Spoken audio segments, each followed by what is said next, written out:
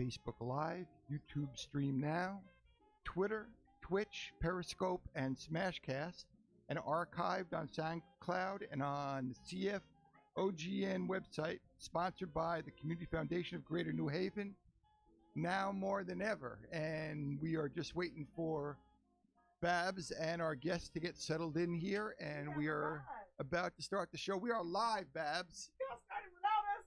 Well, Babs, you know, sometimes these things happen. Good morning, everybody.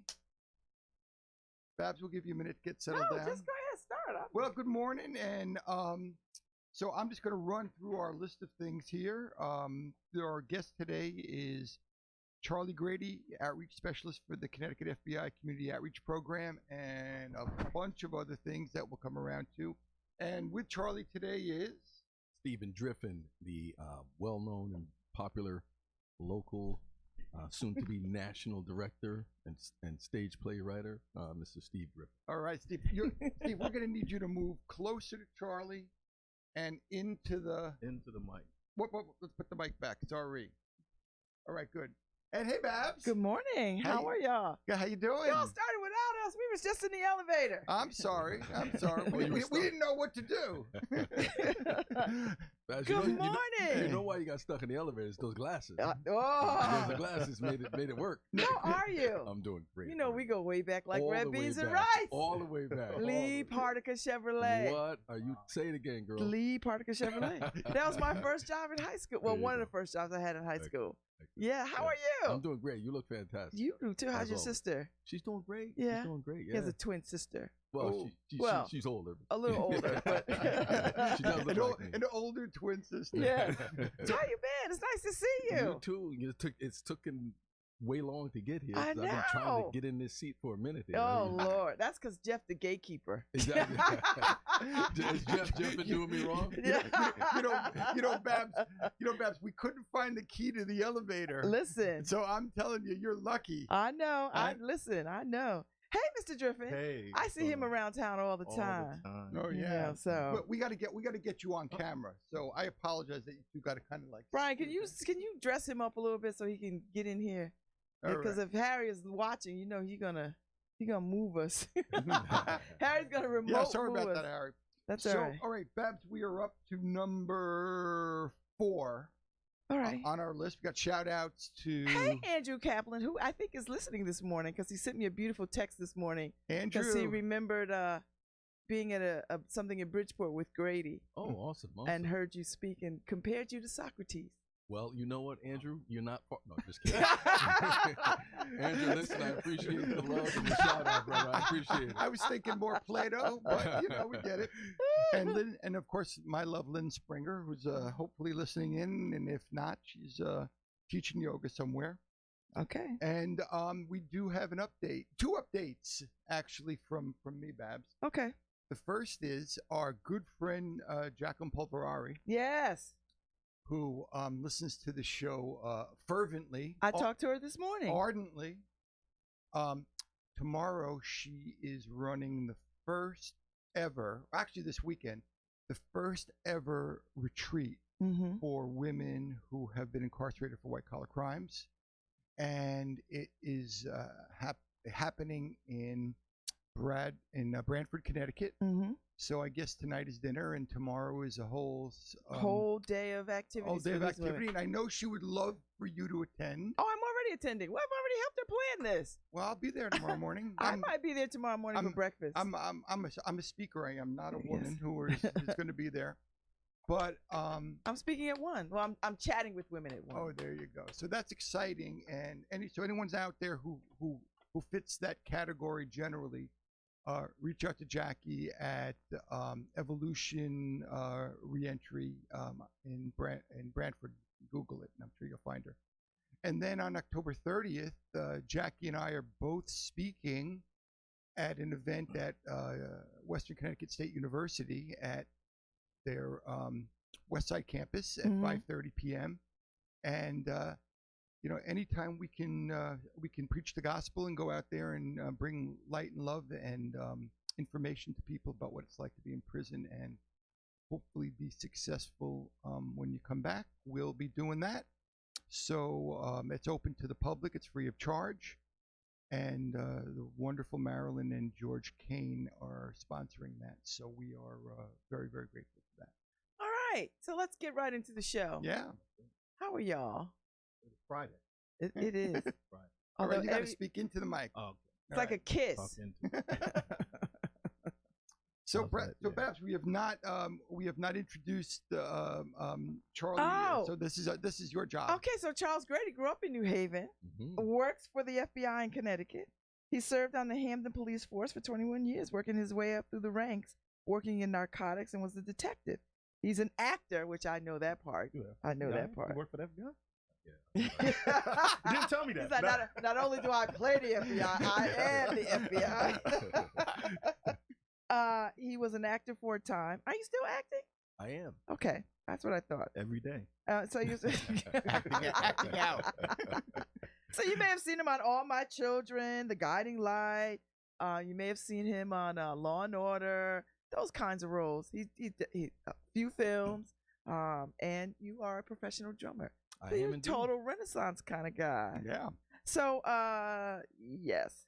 So at 57 years of age, you're thinking about politics these days, and thinking about making a run for something. No. That's all rumor. Okay. Uh, and my friends, that's how it begins. yeah. And so I'm glad you backed my age off a little bit too. I'll pay you later. But here's what's amazing, Babs, and you and I go back, like you said, a long time. Sometimes in life you're preparing for something that you just don't know what it is yet, Mhm. right? Until you get there. Mm-hmm. And so I used to swear off the idea of politics. People have said to me, "Oh, you should run for this," and I'd say, "No, I'm good," because I truly believe that I, like all of you, get more things done in a week than a lot of people who are committed to the political arena. Mm-hmm. That takes them 2 or 3 months to get done Yeah, sure. because you boots on the ground. So Yeah, I've sure. learned lessons along the way. But I now, in my older, wiser years, realize that there may be a purpose for me Mm-hmm. going through what I've gone through, learn what I've learned, knowing what I know. There may come a time, and I'll say it here for the first time, there may come a time where I put my hat in an arena somewhere. Mm-hmm. Hamden? You trying to start trouble? No. Next governor when Mr. Lamont is done. Boy, You might need a new mayor first. Just saying. I don't know. Okay. Hey, Mr. Driffin. Hey, Bab. How are you? Good. So now what brings you two together? Man, that's a good question. Man, that is a really You know, good I'm in the question asking business. And that's Interrogation, actually. You need a job? I think it was a long time coming, actually, because we were like in the community, right? Mhm. We always Because saw I each know other. you do. Tell us what the work that you do, Steve. So I work for Comcast. Yes. Right? And I work with youth and community programs. Mhm. So I'm a lot into the community doing different things. Mhm. So and that's how me and Charlie kind of first saw each other. Like I think it was at Compstat actually. Yeah, exactly. It started at Compstat at the police department. They still You know, do just seeing- Comstat? They do. I think the shine has worn off of it a little Okay. bit, but they do. It's a very vital part All of right. what's happening in the community. Yeah. So 'cause he, I used to he do was always doing Comstat. his thing. He was always doing his thing. I see him, and we knew each other by seeing each other. Mm-hmm. And then I think we saw each other in a community event at Lincoln Bassett. Exactly. And that's when we talked. And then he got me involved in being an ambassador, and then that kind of just spilled over from there. So what are y'all working on together? What brings y'all together? So here's what's amazing. So Steve, again, as he just described, we met each other many times, crossed each other's path, always had the greatest respect for this brother. He was doing stuff from the heart in the community, which is what I do. And so he talks about his job at Comcast full-time. I have a full-time job, but we both realize that the most important work we do is working and giving back and doing stuff in the community. Lovely. So as you just highlighted, I've been acting in films and television, and recently in the past 4 or 5 years, I've been writing screenplays Mm-hmm. and doing a lot of theatrical creation. I know that I didn't have enough time to dedicate to an idea that I had solely by myself, and I knew that Steve Driffin had already developed a great reputation, and his shows Sins of Our Fathers and other shows that he's done around the community Mm-hmm. have really been highly, regarded. So talked to him at one time and I said, hey, Steve, I got an idea. And he kind of looked at me like, yeah, okay, Mr. Side eye. Yeah, in your spare time. Yeah, he kind of looked at me like, okay, Mr. FBI. yeah, you want to do something. I'm like, no, listen, we're going to talk. So I said to him, listen, there was a film that we did when I was at the U.S. Attorney's Office called The 5K Motion. Mm-hmm. Which I had seen. Yeah. And we rolled it out all three major cities. Mm-hmm. We shot at Hartford, New Haven, Bridgeport. And talked to him a little bit about the film. And I said, here's what I've always envisioned doing. From the time that film was created, I've envisioned the day that Kim Williams, the character in the film, comes home from incarceration. Mm-hmm. So that's what I sat with Steve on, and we wrote the stage play, the full production stage play of the challenges that Kim Williams goes through when she returns home from 25 years incarcerated. Wow. So, but maybe you should at least describe for listeners what a 5K motion is, and a prosecutor asking for leniency or So yeah, that's a good point. One of the reasons that film was done was to sort of educate the community and the public, especially young females in the inner city that were involved with their boy, their ride or die. There were over 70% of women who are incarcerated Yes. because of something that they did for a man. That's you know what? Yeah, that was the majority of the women that I met at Danbury Federal Prison Camp. That's right. I was stunned by It's across the country. by the amount of, and when women go to prison, the whole family suffers. That's right. And that's what this play focuses on. Because you know what they say, men go in beat up by life, and women go in beat up by men. Absolutely. Yep. So the idea is Kim Williams at 18 years old, she her boyfriend Trigger commits a drug-related homicide with an Uzi, and he contacts her when the heat starts turning up on him and says, can you move the gun and the drugs for me? And because she's in love and she thinks that he loves her. She's helping, And forever.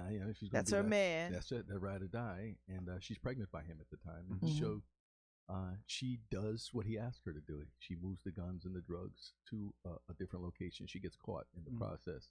So she gets caught red-handed, no pun intended. And they confront him and say, hey, we got your girl. And he says, what girl? And that's such a true story, Charles. Well, that's this whole like thing. That is the prototype for every story I've heard. This whole thing is based in reality. Mm-hmm. And so when we wrote this thing, a couple of brilliant guys from Massachusetts came down for peace. That group and former federal prosecutor Felice Duffy was the brainchild of the 5K motion. Got to give a shout out to her because it was an awesome project. And it was all based in reality. And the sentencing guidelines in the federal government, this was another area that we wanted to educate on. Not like the state system. No. It's not that revolving door. You come in, you do a little time, you know what to expect, you go home. Federal system's a lot different. So to your point about the 5K motion, what a 5K is a federal prosecutor gives everyone involved in a criminal charge, especially that severity, the opportunity to talk and be honest and open about the crime and who else was involved and why it was involved. And if they do give truth, they get a consideration from the prosecutor that hands a letter to the judge saying, please consider dropping up to 5 years off of this person's sentencing. Exactly. So that's what a 5K motion is in essence. I'm really just sort of giving you the Reader's Digest version of it. But she refused that offer because she thought that he was going to come in on a white horse and save her because that's her boo. And we as the viewers saw really quickly that she was just one of many boos. So that's where the story goes. She does get out after she gets sentenced to 40 years in prison because of an Uzi and 800 grams of crack that she's caught with. Now the sentencing guidelines have since changed since President Obama was in. So he was instrumental in helping that to happen. So we know the fight about crack cocaine sentencing guidelines being extreme. So that has and racist. So that has all changed. Still not completely, but so she was able to get out on an appeal, and she gets out after 25 years. But 25 years, her kids are grown. Her mother is deceased, and so this film focuses on a woman's perspective of re-entering society in a whole different time chamber. So do you have women working on this with you? Of course. Okay. We've got. I mean, I trust you, but you know. No. But verify. Listen, I can't speak to being a woman in prison. Okay. I can only listen and interpret. Mm-hmm. And so that's one of what Steve's jobs is sort of interpreting that experience and making it clear. So you're using art to tell a story that's very prevalent in our community. Absolutely. And I don't see too many stories where women are the focus of what happens to them when they get incarcerated. A lot of the prison films that you see are men focused, and then they're violent. That's right. Exactly. Exactly. You know, so this would be quite interesting to see what happens to this woman. Yeah, this is the real coming, Okay. You know, and so far I've gone to several of practices. Steve's doing his directorial thing. I'm executive producing the whole thing from top to bottom. We co-wrote it, but Steve is the magic on stage. And I went to a rehearsal the other day, and I was floored. So what's the premiere date? Do we have one? It's going to be November 16th and November 17th. 16th, Like in 6 weeks. Yeah. Here? Wow. Where are you doing it? At the Klein Memorial Theater. Oh yeah. Oh, Come on now. wow. Come on now. Oh, y'all are big time in it. Hey, listen, Yeah. If You we got, go- if got 3,000 seats to fill over and there. listen, if we don't do it big, we don't do it at all, right? Yeah. Right? Yeah. Well, they're doing a lot of criminal justice stuff over there now. Let me tell you, the Klein is an amazing cooperation that I've had with them. They have really worked with us well. Yeah. They've been very accommodating. Yeah, it's great. Shout out to Fred Saylor and Lawrence. So are you selling tickets? Oh, the tickets are on sale right now Oh, really? on the Klein Theaters. Yeah. Somebody website. might want to whisper to the inner city. Yeah, I am talking with them right now. Yeah, I'm talking with them right Oh, now. okay, good. Family Reentry's former development director, Jeffrey Earls, I think, is the development director over there now. Yeah, I haven't met Jeffrey. Yeah, he's a good guy. But Yeah. so we're going to be pushing that out a lot. You're going to see it on our social media. So if you go to hangtime.com, so it's hangtimerealtalk.com. So that's the nonprofit that I created back in 2014. I remember that. Yes. So we're 5 years strong next month. So this whole play of Her Time's coming in because Hang Time deals with women and men. So initially, So this is her time. this is Her Time, which is an actual program. So of course, the brain is thinking, right? So I need people to be aware that we do have a program in Bridgeport called Her Time, but the play is all about her time. You understand? Wow. Come on now. Okay. Stick with me. So Charles and Steve, what do you want this play to do for the community? For the culture? What do you want it to do? We want to tell the real story of the after, post incarceration. I think people Because it's not glamorous. It's not glamorous and it's not easy. And we have programs all over the place that preach about this is what we're gonna do for the reentry, and it's a really sexy word, right? Reentry population. Yes. But no one's talking about the real challenges of not getting work, the real challenge of still being stigmatized, that scarlet letter. And then needless to talk about the families. What do the families have to go through and deal with, especially like in the case of the character. 25 years, you go back to your family. What family? Your neighborhood has changed. Yeah. Everything has changed. So you're in this time vacuum, and you have to try to catch up and real quick. And no one cares, but everyone says they're going to help. So we speak about that. We talk about that. And even when you're on parole, these women can't interface with victims of their crimes, and sometimes the victims are their family members. Right. This play has a good twist to it. It's got some serious twist to it, so you got to follow it. So when you see it, you're like, oh wow. Oh yeah, we'll come. We'll be there. Yeah. So how did you decide what parts of a story to tell? Because this is a big subject, I think, and you have to. I mean, you only got 2 hours. Nobody's gonna sit in the theater for 5 hours. Well, they might for you, Charles, but No, this is Her Time part but you one. got 2 hours to tell a story. Where do you make the edits? What do you deem the most important stuff? What do you think is the message point of it? Like, how do you decide that? So for me, and again, in Hang Time and Her Time's run by a female. So I created this program called Her Time, which actually supports women that are holding it down at home, keeping the kids going to school, working 2 jobs while their husbands, boyfrids, sons, daughters, wives are incarcerated. So keeping that in mind, that was the focus for me. This was a story, as Babs just said, of the woman's perspective. So I met a young lady that comes to hang time, and she did about 4 years in prison for manslaughter, killed an abusive husband. And so from that point forward, it clicked to me that this is the story that needs to be told, is that years and years of abuse and years of dysfunction in a family manifests itself oftentimes, as we see every day, in violence. And then what happens after the violent acts are over? How do you recover? Do you ever go back to being normal to some degree? The short answer is no. But then how do you redefine yourself? And so to answer your question, Babs, for me, it was all about tapping into the after effects and the emotion, and how do you move forward from that level of pain, identity. And that's right. How do you redefine yourself? And what is in place to help you redefine yourself when you come back to a world that isn't there, that you remember? So, for instance, this woman has lost her mother since she's been incarcerated.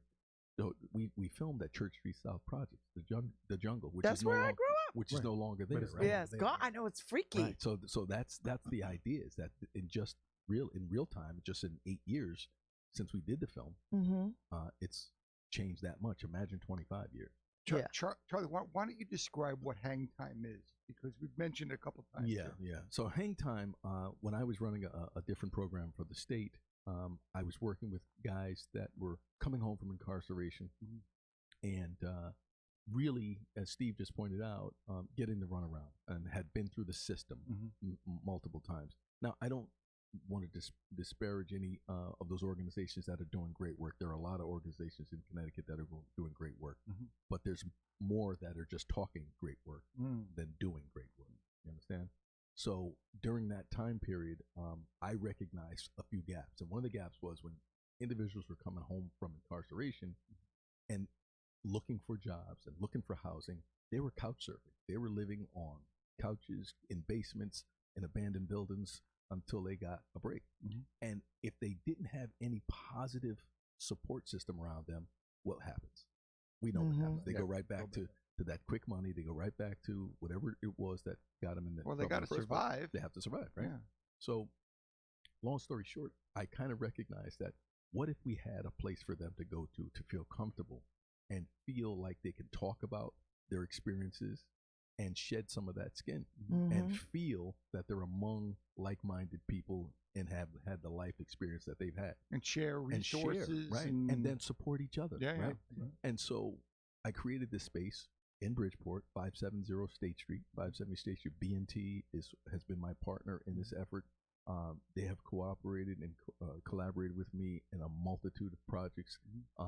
Without B&T and the Council of Churches of Bridgeport, we would be nowhere. But I can tell you, we created the space where individuals can come, talk, eat, break bread. You want to have any real connection with people coming together of all walks, sizes, shapes, and colors? Let's sit down and eat a meal together. See, that's I wholheartedly believe in that. It's so real. I love that. It's so real. So that is what I believe. That's what communion is. That's right. So what we do every Tuesday in Bridgeport, we convene a meeting. We call it a family gathering because we have grown into a family.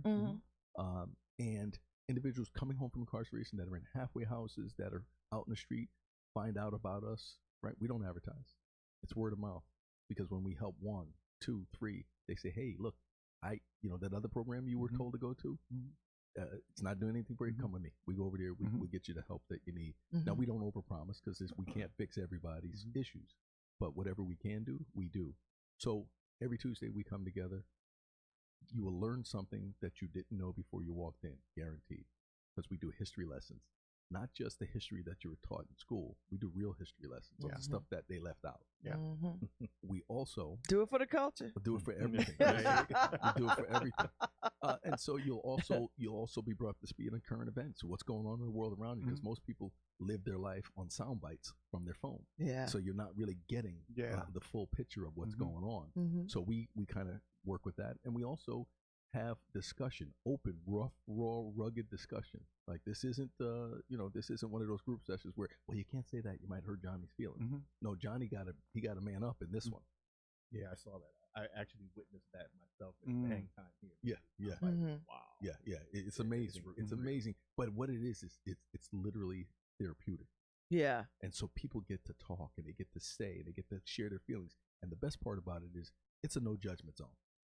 Because just because you say and feel something, I might not agree with it, but I'm going to respect you as a man or a woman in that session, and you have an opinion. You But I know, want you to hear my opinion. Yeah. that's pretty good. You know, I've been sitting in on some judges reentry. Yeah, they do something court. I forget what Yeah. it's called. So I've sat in on a couple of Drug court. no, yeah, it's not drug court. it's something else. It's Well, they sit together and they do just that. They share their feelings with the judge. Yeah. Yeah. It's his own little reentry. Well, not Yeah. his own little, Yeah. but Yeah. it's about 10, 15, 20 guys. Yeah. So I went to the one here, Mhm. and I'm going to the one with Victor Bolden, Yep. Judge Yep. Bolden, in a Mhm. couple of weeks. Yep. And they do that. I was stunned at the way that these men sit there Listen. and they do just that. They're like, man, you BSing, man, you gotta. I mean, I was. Yes. I've been the first woman they've invited to come and sit in these Wow. meetings. Babs, you are invited. You and Jeff are It invited is to come to Hang Time. incredible to So- see these men.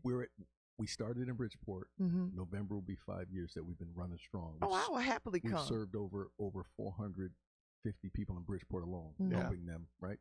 We have a real dedicated, hardcore group of regular family members that come, and we've turned this program into something. See, I We're think now that's in New the Haven. part that's not talked about in reentry. Right. The need of that kind Support. of interaction. Support. We're New Haven now. Yeah. Yep. We have the exact same program formatted in New Haven, Hartford, Waterbury. Wow. And so we're growing leaps and bounds, and our family is growing bigger and bigger. In April of 2020, we're going to have our 5-year anniversary celebration where nice. all 4 cities come together, Hmm. and we're going to turn up. Oh yeah. Wow. Yeah. That's pretty powerful. Let me tell you a quick story. So 2 years ago, Family Reentry is running a fundraiser at Greenwich Polo. That's right. So imagine that there's this tent. It's a Fairfield Look was That's sponsoring this unbelievable tent with food and servers, and it was just this beautiful event at Polo. In Greenwich. In Greenwich. Right. You've been to a polo And match? I'm telling you, most people in the world have never seen That's right. anything like this, what goes on at a polo match, but especially in Greenwich Polo. So Charlie calls me up and he says, I got some guys from Hang Time. That's right. Can they come to the event? And I said, absolutely. How many guys? I said, they charge you by the carload. So as many, not by the person, by the carload. So as many people as you can cram into a car, right? It's $20 or something to get in. Yeah. So on that day, Lynn and I are at Polo, and we don't really know who's going to show up or whatever. And we get this call that the Hang Time guys are there. And there's like 6 or 8 of them crammed into this car. And we had to go to the person running it and say, listen, we got eight guys coming from Bridgeport, I think, and we need them to come into the tent. And they said, sure, absolutely, have them come into the tent. Well, we didn't know that these guys were like 2 weeks out of prison. so they're like shell shocked there, and they got servers serving them things, and they're sitting there watching polo. I'm telling you, it was the greatest experience. But everybody's, we were so grateful, and everybody talked to each other, and it was beautiful experience of all kinds of things going on. So at any rate, so Jeff, what's amazing about that, because we laugh about that too, believe me, for a long time we laughed about that, but here's what's amazing. We have a thing called Hang Time Mobile. Mm-hmm. As a result of that, we now, every quarter in the year, we do a history lesson in our session, and we talk about a historic location, site, or an event within a 4 to 6 hour bus ride from Bridgeport. Mhm. We talk about it on a Tuesday. We learn about it in that room, and then that same Saturday, we load a bus and we go to that site. Wow. And we touch, feel, and experience what we learned about. So we are educating people on so many levels. Like what kind of place? So here's what we've done. We've gone to Tower 1 in Manhattan. Mm-hmm. We've gone to the Capitol in D.C. Mm-hmm. We've gone to Newport, Rhode Island, to the mansions. Mhm. And so when I tell you the last one was Newport, Rhode Island, it was almost like Christmas for a 4-year-old watching these individuals. Yeah. Most of them haven't come out of Bridgeport to do anything. And actually, on the bus ride there, I was the only person on the bus who had ever been to Newport, Rhode Island. Sure. And so watching that experience through their eyes, when I tell you I've done a lot of things in my life, the most rewarding thing that I do is watching the growth that comes from the experiences that we provide through hang time. It kind of makes you imagine or wonder if we expose our youth and our kids to that any youth early, right? If we start putting that in young, what trajectory they would be at later. You know what I'm saying? As opposed to not introducing them and then fast forward, you're introducing it as adults. Yeah, you get to dream the right dreams, and you get to aspire to do things that you never would have thought about. Right. Yeah. It's amazing. I mean, I've had 40-year-old men. You know, when we did the Capitol, there was a group of youth. So, hang time is a part of what we call the trifecta in Bridgeport. CHAMP, Community Hands and Mentoring Program, run by State Parole Officer Ruel Parks. Oh yeah, Ruel. Phenomenal guy. He mentors youth. Her time handles exclusively women. Men don't even step foot in her time. It's their time. And hang time is both men and women. So what we call ourselves is the trifecta, because if you are a man coming home from incarceration and you have children, we want your children to go be mentored by CHAMP. And the mothers need to go and be re-energized and get services and assistance from her time. So imagine that. Imagine if we can bring families together through those 3 separate programs, all working together, communicating together. I think that's a wonderful idea. That's what reentry ought to look like. That's what a holistic approach rather than let me just focus on you and the services and the job. Nobody's got to talk. People got to talk about what is underneath that. And you can't just sprinkle a little something on it and say, okay, now we gave you something, now go on. Fairy dust. This is so our listen, our catchphrase is community support at its best, right? Real talk with respect. We are there, so you have a place to come back to. When I tell you, we sit in that room on Tuesdays, and sometimes guys come, they get a job, we help them find a job, they go off, we don't see them for months. They come back through that door, it's like a family reunion. It's like Medea came home. It's really, really something. I love that.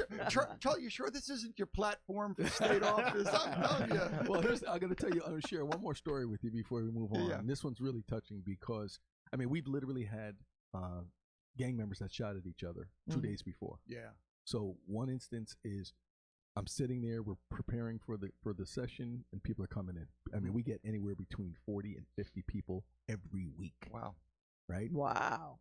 And I'm telling you, it's powerful. And so we're sitting there, and I see a young man who comes in regularly. He's sitting down, and then another guy, young guy, brand new, walks in the door. These 2 guys lock eyes. And the guy who just walked in turns to walk away. And I go, hey, this is your first time. Come on in. What's up? He says to me, yeah, me and that dude sitting there, we just popped off at each other a couple nights ago. I ain't coming in here with him. I said, whoa. I said, come here. I brought him into a little back room. I said, sit right here for a minute. And I said, you're a grown man. You're going to sit there for a minute. We're going to talk. I went out, got the other guy, brought him into the same kitchen. I sat between the 2 of them. And I explained to them, you're human beings. You're going to dispel the myth that you act like animals and that you can't really get along. Wow. I said, you're going to grow tonight. You're going to learn something that you didn't know. And I had this conversation with these 2 dudes. And as I'm having this conversation, it hit me. They don't have no father figure. Yeah. Their father's not telling them, sit down, straighten up. And I became that figure for that moment. And I talked to them for about 10 minutes. And, you know, they weren't, I'm not going to sit here and tell you that they were like, oh, thank you. They were like, yeah, whatever, right? But they stayed and they listened. Now, here's the beautiful thing. By the time we got back out into the room was packed. There was 2 seats left. Guess where they were? Side by side. Just like Steve and I are sitting now, these dudes sat side by side, knee to knee. They listened and they learned, and slowly but surely, you could see them going like this. By the time the session was over, they stood up, gave each other dap, gave each other and said, dead that? Yeah, dead that. Good. How do I record that? How do I show the impact of that? You know how many lives might have been saved by a stray bullet between these 2 guys? Oh, yeah. You know, so those are the kind of things that happen at hang time. And lastly, for her time, Shamir Holmes came into our hang time session, and she's the director of Her Time, phenomenal young lady from Bridgeport. And she said, I got this letter from an inmate in Chicago. She says, this woman heard about us all the way in Chicago. So the room erupted. The room was like, yeah, right? And so she read portions of the letter, and she said, this woman, really wants our help. And she says, I'm moved by it. She goes, so I'm going to write back to her. So she did. That was almost a year ago, maybe a little more. And two Tuesdays ago, we're all sitting in the room, and we do this whole thing about introducing yourself and where you're from. And that's significant because, as you know, in most neighborhoods, if you're from the east side or the west side and you don't get along, you ain't in the same building together without beef, without trouble. Yep. So we have a safe space, and people love that. And we reiterate the rules and the safeness of our interactions every time. So we're all sitting there doing the introductions, and one young lady says, my name is, and she says her name. We don't think anything of it. She says, I just came home from incarceration. I did 15 years. Okay. Go around the room. Shamir walks in, and Shamir says who she is, and that woman, the new one, says, oh, you're Shamir? Yep. They embraced. And Shamir's looking around like, I don't really know who this woman is. But she's hugging me. Like, all right. But all right. Okay. And then the woman said who she was. She was the woman from Chicago that Whoa. wrote the letter. Yeah. That's pretty powerful, Charles. That's deep. Yeah, no, That's listen, deep. you all don't know. You got to come and feel it. Yeah, yeah. Wow. It's amazing what goes on. Hartford last night. The session in Hartford, I was there for that one. Amazing. Aron Nazario runs the program up there. This guy's doing an amazing job. Shafiq Abdusabur runs the program in New Haven. Shafiq. He runs the program He's in New Haven. good people. His wife Mubaraka. Yeah. Listen, I'm trying to tell you all. He's retired from the police department. Y'all ain't listening. We hear you. Because I'm trying to tell you that this is not just a program. This is a movement. This is the community supporting itself. Well, everybody needs this. This isn't limited to people coming back from prison. I mean, people need this from birth. We get all walks of life in the room, and everybody's on equal playing field. You see? What strikes me most about this is that you're law enforcement. I mean, that's Charlie's a different breed. He's cut from a different cloth. That's the point I want to get to, because I don't know how comfortable people could be with law enforcement running these kinds of things. Yeah. But here you are, and you've been doing it without praise and without spotlight. Yeah, I don't need those. I listen, if I want spotlight, I'll do a movie. Right? If that's what I'm looking for, I got ways to get spotlight. All right. But do you find it challenging as law enforcement? Because you're at the highest level of law enforcement. I got to tell you, the real challenge is making other law enforcement officers and agents understand that this is a necessary role that I play, and that what I do every day makes their job a little easier, whether they know it or not. Yeah. Right? Because I'm building trust. And so there's this whole phrase about, bridging the gap. There's a bunch of different ways to bridge the gap. But for me, this is my best way to make people understand that, first of all, law enforcement officers don't grow on trees in some field somewhere. They have family, they have friends, they have flaws, everything else, right? So when individuals at these programs that I create see me as a human being first, they forget that I work for the FBI. Yeah. There's, and in fact, sometimes newcomers come in and they're having a great time, and someone says, yeah, you at the FBI? And they go, what? They go, he works where? and then you see everybody else in the room like, no, he's cool. And they're like, oh shoot, I didn't know. I was, But to your point, for me, anybody knows me, I've been in Connecticut all my life. I did a lot of law enforcement. I put a lot of people in jail over the years, right? Been fair about every piece of it. Never been that dirty, cop. Never had that accusation any way, shape, or form. A lot of people. But for me, the most rewarding thing that I could ever do is to help some of those same people straighten their lives out again. Yeah. And so that's what keeps me motivated, is that, I did a necessary evil in law enforcement, because people go to jail. Exactly. And people commit crimes, they go to jail. Right. And so, so we can't sugarcoat everything. Right. Right. So the reality is some people need to go to jail. Some people need to be locked up. But those that can learn from their mistakes, I want to be there to help them when they come out. Right. So one quick story about this is that there's a case that I worked on in 2000 before I left. It's a murder case, and an individual who committed the murder, admittedly committed the murder, but we never recovered the body. And fast forward about 6 months ago, I get a letter at the FBI.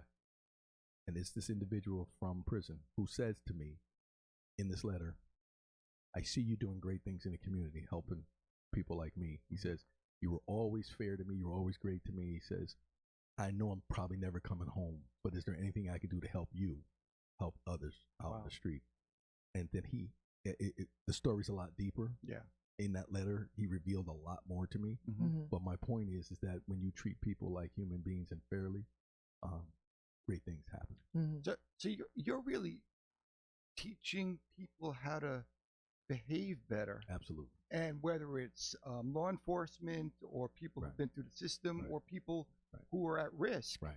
I don't know if teaching is the right word. I wouldn't say teaching. I think impact. Yes, because I think impacting is a people have the better word, capacity to be better. Right. I think what happens is the doors have to be open so that they can. Access. Yes, they have to access. Yeah. it. Access. So we had a conversation about that last night, and I do, like you, Jeff, I'll disagree. There is some teaching that happens. Yeah. And the reason why is because teaching doesn't necessarily have to be pointing the finger and going, you need to.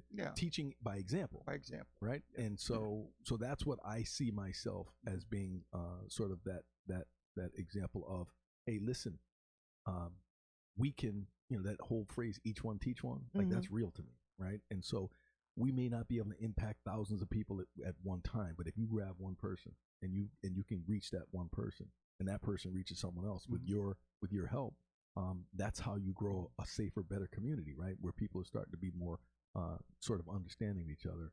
So the work that I do at the FBI, again, I'm blessed. I was working at the U.S. Attorney's Office. They created this new position called a community outreach specialist.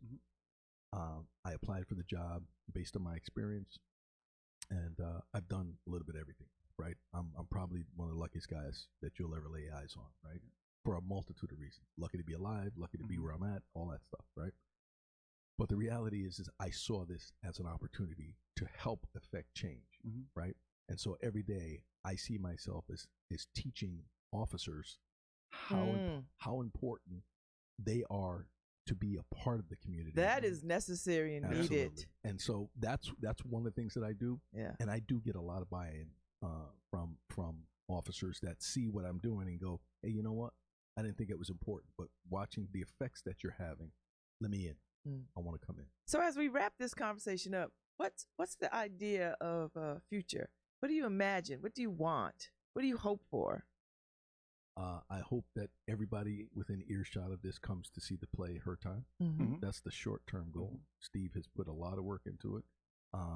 It's going to be a production that's going to reach a lot of people. I have an event that I created here in New Haven called Community Cops and Culture through the FBI. And so let me be clear on something. Hang Time has nothing to do with the FBI. Yeah. I need to say that disclaimer. And Her Time, those are nonprofits through the Council of Churches that I founded on my own time. Yeah. The FBI, the work that I do with the FBI here in Connecticut has been phenomenal at allowing me to be creative and think outside the box. We have 3 programs that we created here in Connecticut that are now being replicated across the country. So one of them is called Community Cops and Culture.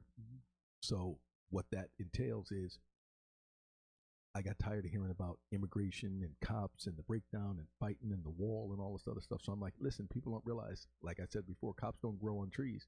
I go to schools and I say, how many of you here have a police officer in your family? And half the room, their hands go up. And then I say, how many of you all don't like police officers? And the same hands go up. And I'm like, wait a minute. Wait, we doing something wrong here. You don't even like your own family. I don't like my family. You don't even like your own family. Man, we got more problems. But they're conditioned to respond to that. Yeah, there's peer pressure around them and so forth. But anyway, my point is that this Community Cops and Culture, we highlight the diversity in law enforcement here in Connecticut. So state police, New Haven, Hartford, Windsor, you name it, first generation immigrant police officers that made a concerted effort to be public servants. Because let's not forget, that people make a choice to be a police officer, right? Mhm. And to go in to a room where there's shots being fired instead of running. Right. So let's acknowledge that. Yep. So the idea is that this will highlight those individuals who come from cultural diverse backgrounds and be an image for those youth to see and say, hey, I can do it too. I want to be in that. So it happens November 15th. Now, I want you to just check out my week, right? November 15th, Community Cops and Culture, 150 York Street in New Haven. Yale and I partnered up. It's going to be a phenomenal event. That's on Friday the 15th. Saturday the 16th, Steve and I will be at Klein Auditorium doing Her Time. Two shows. Sure. And one on Sunday. Wow. All right. That's just an average weekend. So wait. Make sure you give us your contact information, Absolutely. how to get tickets, how to get in touch with the two of you. we'll give you all of that. Yeah, yeah. And Okay. then lastly, my long-term goal is to actually implement change in the way law enforcement and community react. Not, listen, police officers getting out of the car and playing basketball with kids, that should be a normal thing. Yeah. It doesn't have to be on Facebook highlight. That's what they should do when they're not, arresting someone for breaking a law. I created a program in New Haven that's also going national called FLAA, Future Law Enforcement Youth Academy, where we take teenagers Wow. and we expose them to all aspects of federal, state, and local law enforcement in a 1-week overnight I think camp. that's a good idea because you know what? The firefighters have done that That's here right. in New Haven That's under Gary Tinney, introducing good man, them yeah. to Yeah. a career as a firefighter. Right. And that includes EMT and Right. all of that. Exactly. Right. So But it has to start there. we do that for a full week for 16 through 18-year-olds. Mhm. And when I tell you it's life-changing for them, because they now get to see the FBI for more than what they see on television. So Mhm. I spend half of my time in my job debunking television myths. Television myths. Listen, there's never going to be a day where FBI rookie agents in the academy travel all over the world, blowing stuff up, shooting people, and then come back home and don't even write a report. You can't show that in 50 minutes. You mean FBI agents aren't size 2 supermodels Yeah. who are Right. Yeah, well, there's a few, but those you don't see them very often. But the idea is long term. I'm really hoping to make an impact on the way law enforcement and community interact on a daily basis, on a routine basis, and I'm doing that through growing our own. Chief Higgins from Yale PD is my partner in that effort, and he coined the phrase "we're growing our own," meaning we're starting them from the farm to the arm. We're getting their mindsets, those that are interested. And I can tell you story after story of kids. Now we're starting to see the benefit of it. Some of them are actually applying for internships at the FBI. Good. Yeah. So Wow. it's amazing stuff. So we're on the cutting edge here in little old New Haven. Wow. We're making things happen. We so appreciate y'all coming in, Yeah. Steve Thank Driffin, you. Thank you. Charlie Grady. I appreciate that. So we have to wrap up. We have to go. No, well, we need contact information first. Yeah. So if you want to check out, you can just find me on Facebook, Steve Driffin, Instagram, Drift. I know how to find you. That ain't a good thing. Facebook is the main spot to get me. And tickets for the Her Time. How do we get that? So tickets for Her Time are going to be at the Klein Memorial Theater in Bridgeport. Go online. They have an advertisement for it. The whole bit. They've been phenomenal with us. So if you're looking for tickets, you can buy tickets at the door. And there's 3 performances. Saturday, the 16th of November, there's a 3 o'clock performance and a 7 p.m. performance. Okay. And it's And a on great Sunday. price. Yeah. Tickets. For You should be students. arrested. I should be, but I needed to make it. I needed to make it affordable Yeah. for the No. for the, Yeah, for of the course. people in the community. Yeah, you right? got to do So it it's for the culture. $10 for adults. Wow. Whoa. Now, when are you ever going to go see a show at the Klein for $10? Wow. Yeah. $10 for adults, $5 for students. What about for seniors? You get $100.